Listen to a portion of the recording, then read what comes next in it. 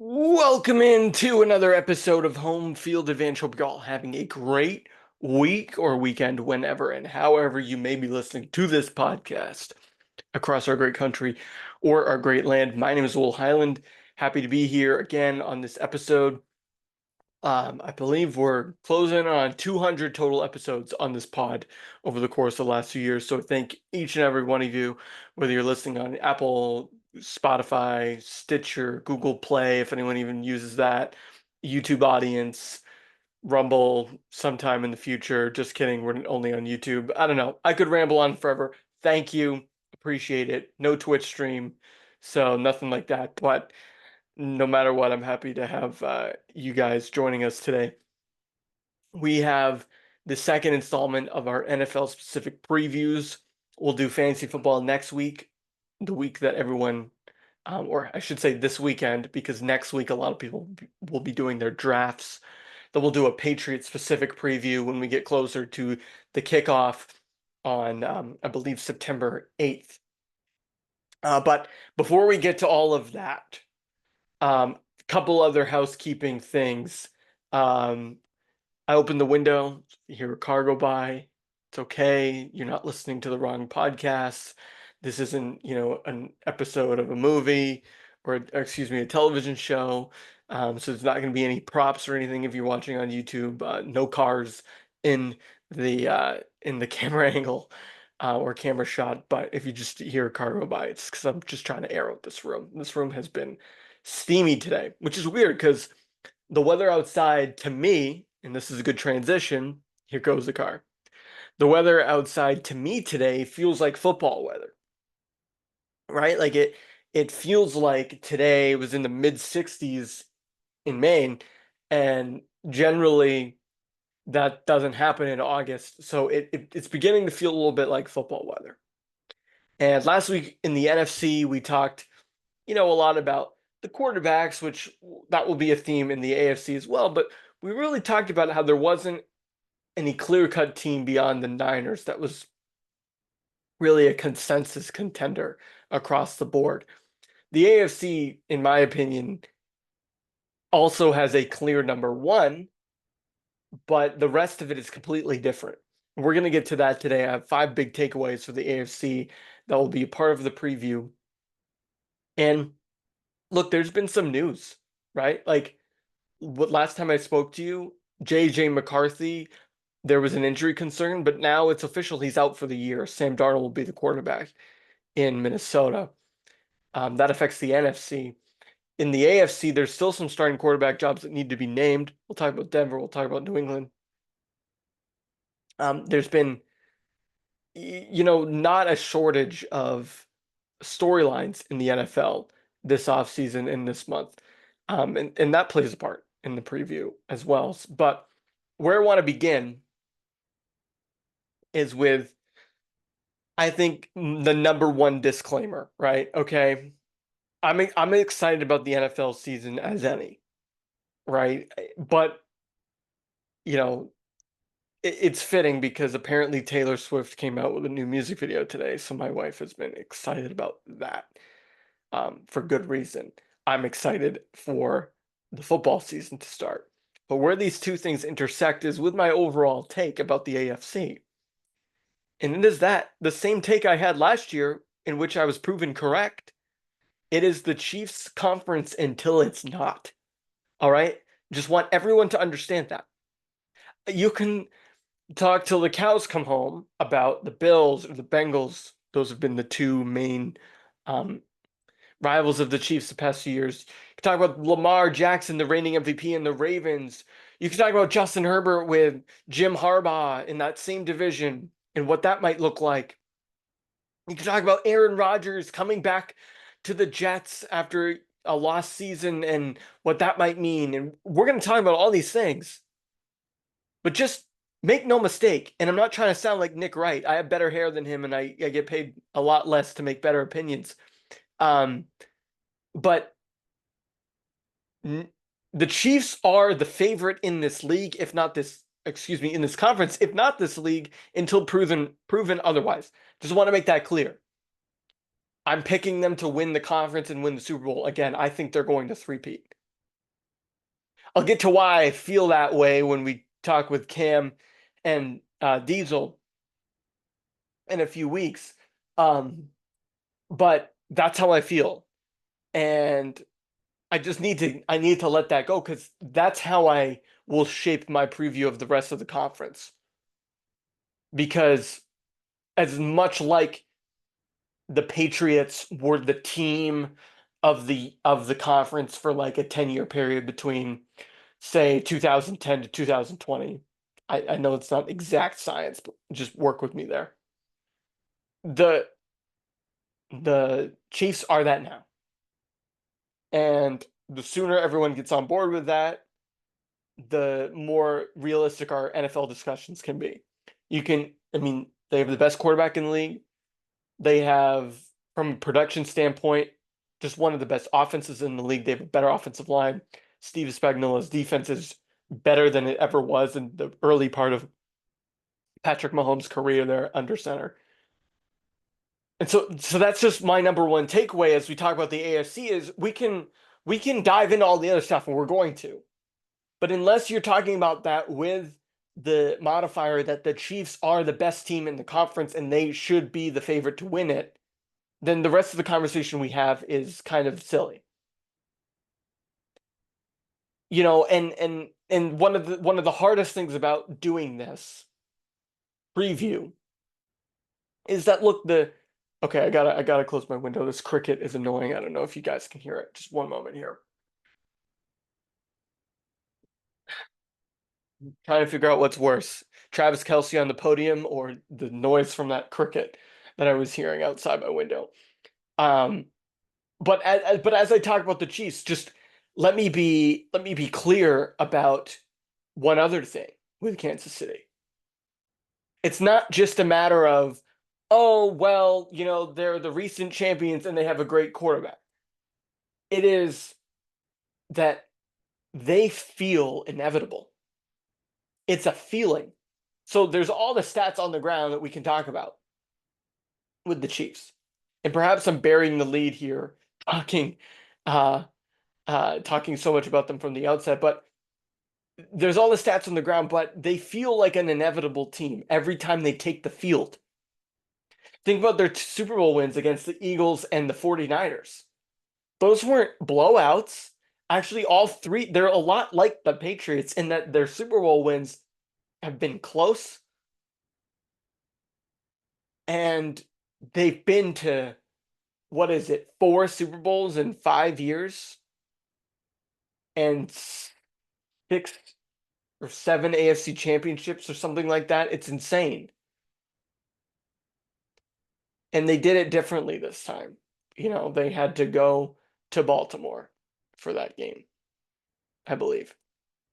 Um, but I guess I'm getting in the weeds about the Chiefs, but that's how you look at the rest of the conference, right? Like it is the Chiefs until it's not. The difference this year, though, and this leads me to the rest of the preview, is that those Patriot years where they were like the best team, and there was always like one or two people, I should say, or there were one or two franchises that would challenge them. Sometimes it was the Colts, sometimes it was the Broncos, the Steelers, the Ravens, somebody like that. This year, the AFC has a lot of people nipping at the heels of Kansas City. I still think Kansas City is the clear one. But there's a lot of teams on the periphery that are going to be nipping at their heels. The difference between the AFC and the NFC is that there's just a lot more of those teams that you can make a case for. The NFC, it's not, it's sort of the opposite, right? Like the NFC used to be the team with all the juggernauts, right? Like you had Breeze and Eli um like Aaron Rodgers and Alex Smith, and I'm just thinking out loud here as I'm going through Matt Ryan, Tony Romo, like with all the quarterback play, like it used to be the conference with all the pizzazz at quarterback and at offense and just in general as a result. The AFC is similar in that now you have like Burrow, Allen, Lawrence, Jackson, in no particular order. All of these, Herbert, all of these potential teams and slash quarterbacks that are able to challenge the Mahomes Chiefs kingdom, so to speak.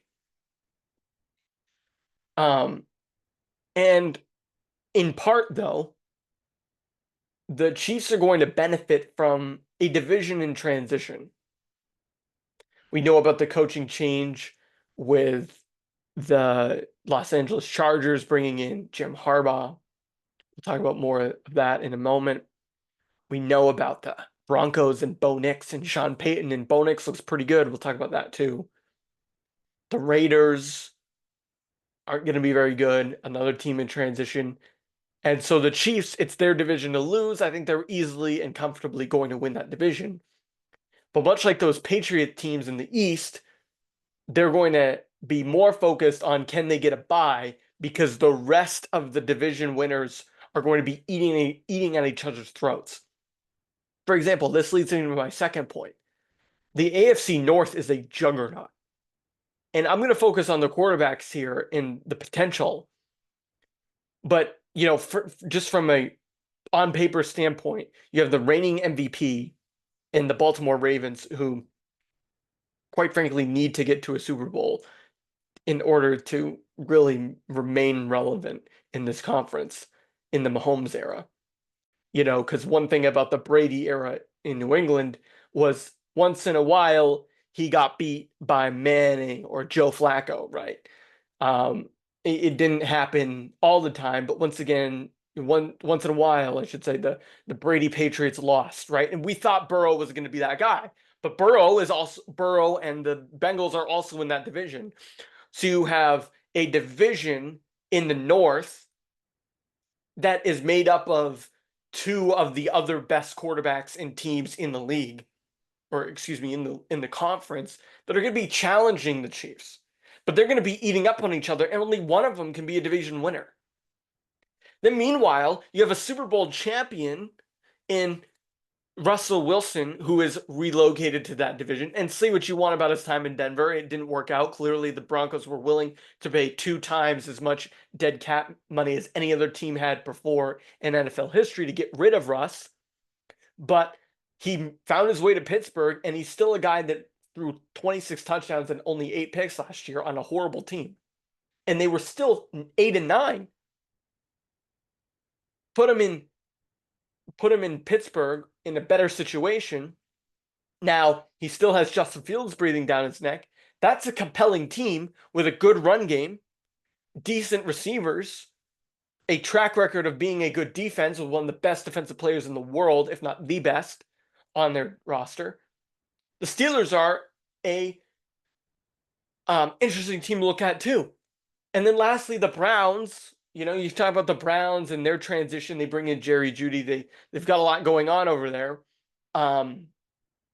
They're not a team that I would sleep on to play spoiler.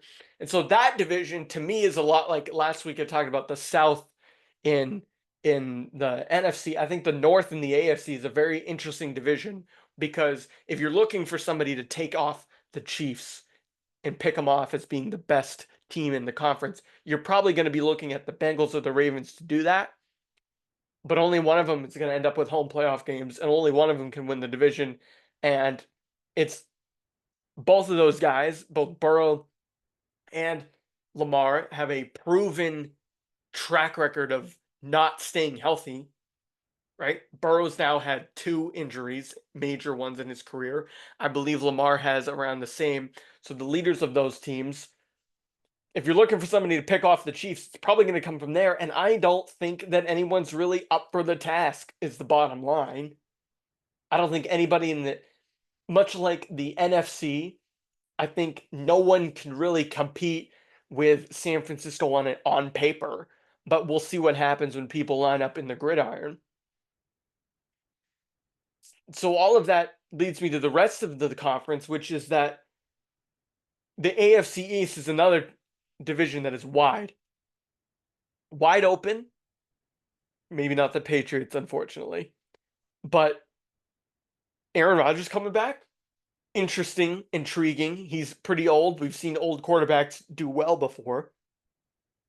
Aaron Rodgers and that team, it's not just Aaron Rodgers. They've got playmakers like Sauce Gardner all over the place. So I'm I'm I'm not like extremely high on the Jets. I'm just saying that the Jets make the AFC East more interesting with Aaron Rodgers. I think that's a fact. I think that's what we all thought a year ago before he got hurt. Elsewhere, the Dolphins, Tua just got a bag of money. We talked about that earlier this month. What does that mean for their expectations? They have Tyreek Hill, Jalen Waddle, a better defense. They seem to really play for McDaniel down there. I don't know about the Dolphins. I don't love Miami, right? I don't think Tua is incredible, but could they win the AFCs? 100%. Sure, they definitely could if they play if they play well and take advantage of the fact the Bills aren't as good as they used to be, right? They're just not. The Bills are not where they should be. They haven't really ever achieved what their talent has shown them that they have. That was a little bit of a word salad there that you'd hear on the news this week. But I don't think the Bills have ever risen to their potential and expectation. And to make matters worse, Stephon Diggs is now on the Texans. They're worse than they were last year.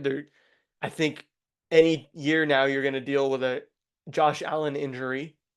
And so the Bills, I think, should probably still be the favorites in the AFC East, but it's not a foregone conclusion, right? So we've sort of gone through all of the divisions except the South.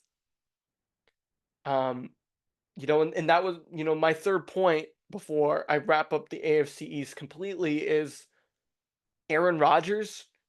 What impact does he have? Is he is he a guy that gives the Jets 3 more wins, 4 more wins, 5 more wins? How about 7 or 8 more wins? We don't know. The Jets, I don't know what their record last year was. I think off the top of my head, if I had to guess, I would say it was probably like 7-10 at best, maybe 6-11 in that ballpark. Although they did have some just horrendous quarterback play from Zach Wilson, so maybe it was like, oh, I don't know. Call it 5-12. I don't remember, but either way, if he gives like them 3 to 5 more wins a year, then suddenly they're a playoff team.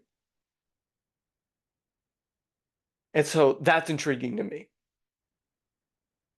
Is what impact can he have on the Jets? Is he a marginal improvement?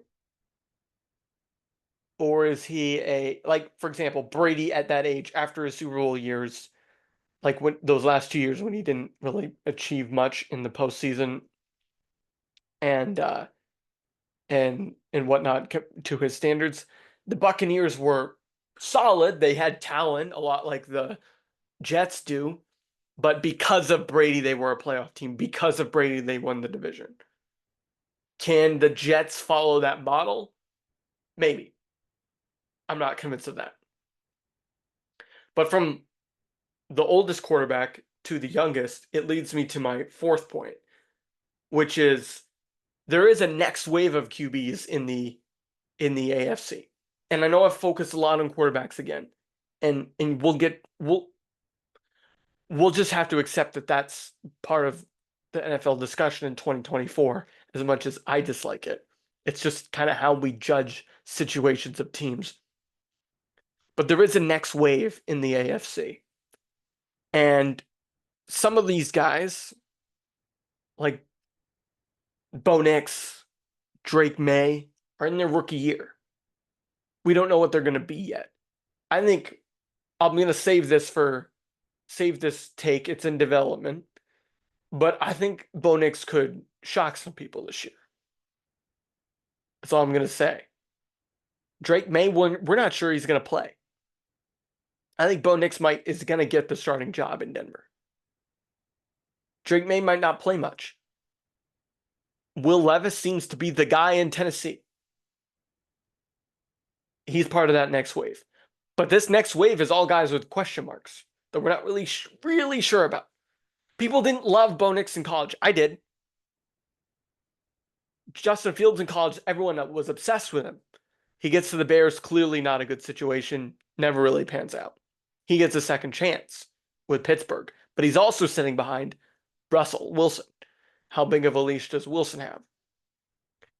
Levis, in a similar situation, is kind of sad a little bit. Now he's going to get the job. Is he going to be any good? Because that division is up for grabs. I like CJ Stroud. I like the Texans in that division because of what they did last year, but we've seen a lot of teams rise up and then regress. You know, we've seen it. You know, we've seen it with teams in that division before. Right? Think about those years where the Jaguars were great. They almost beat the Patriots in the playoffs. Next year, you know, they become nothing. They disappear. They poof into dust. The Colts were going to be so great. We've got Phillip Rivers, and next year we've got Matt Ryan, and they've done nothing. Anthony Richardson, is he any good? I'm not even sure. We'll find out.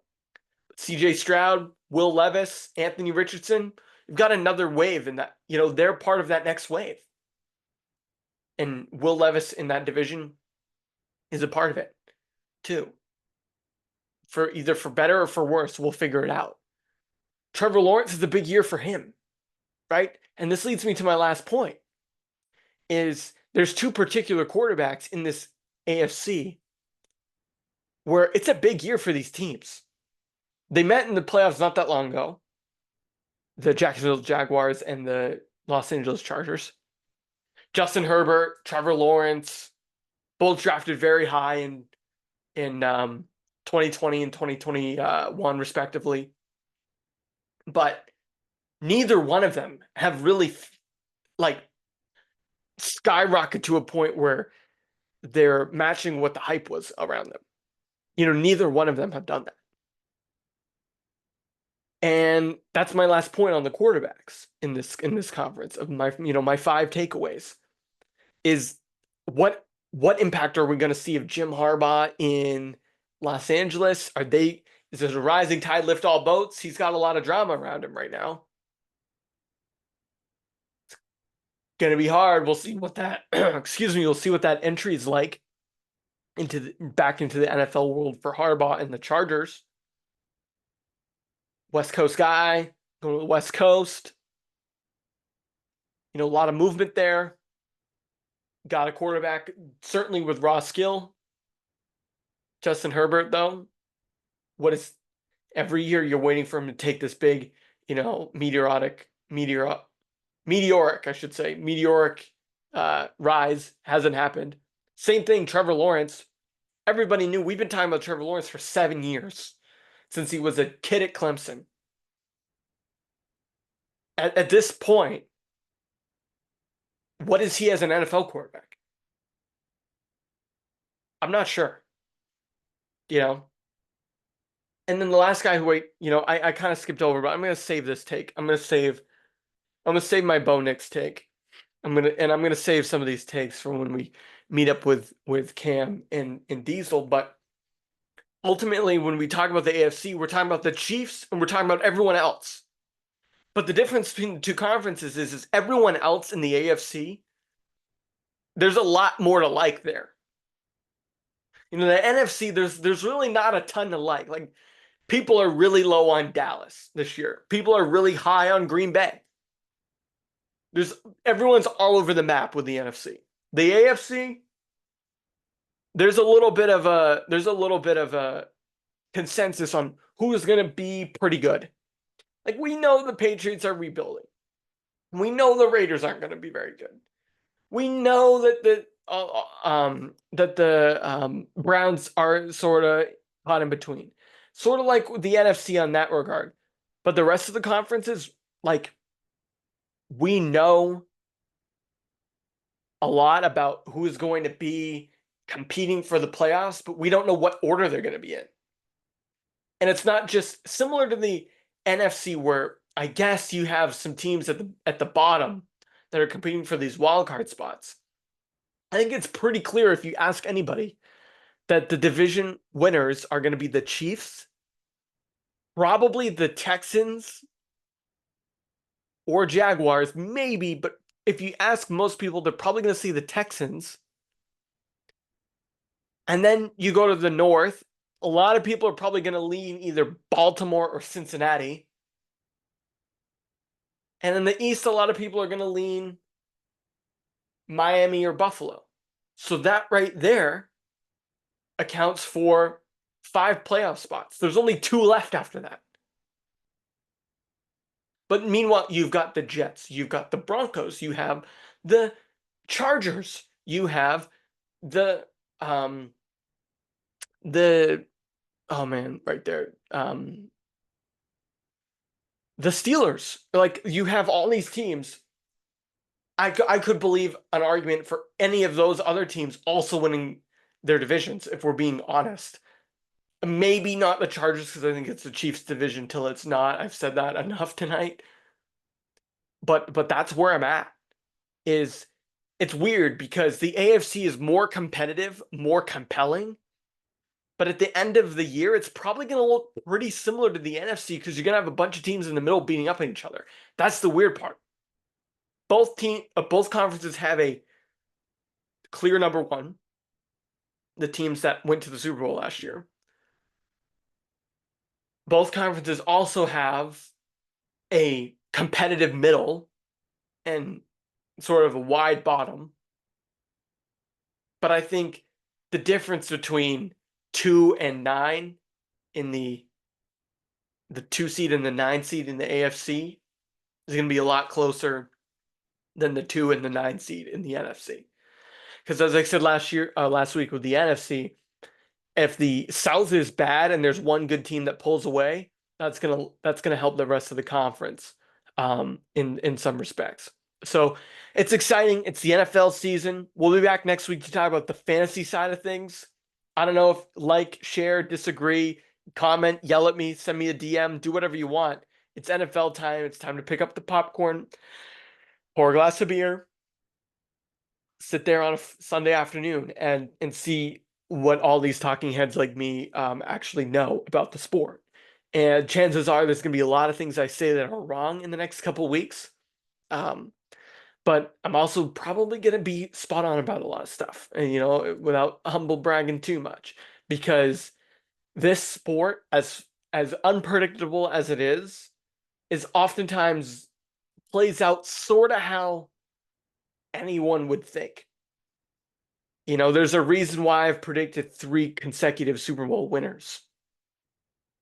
I think I even think the year that the Buccaneers beat the Chiefs, I predicted the Chiefs to get back there. But it's also not exactly something to brag about. The Chiefs are clearly the best team, as I talked about, right? So you can take your victory laps, like I might take in January, and then you can take the wounds too. So that's one final takeaway there is, no matter what happens, you're going to be right and you're going to be wrong. But I hope I'm right more often than I'm wrong, for your sake, especially in the fantasy stuff. So we'll get to that next week. We'll talk some more Pats later on in the month. We'll sprinkle in some baseball. I think if you're a Red Sox fan, you should be sounding a 5-alarm fire. Same thing with the Bruins and Jeremy Swayman. I'm getting a little nervous about all this stuff.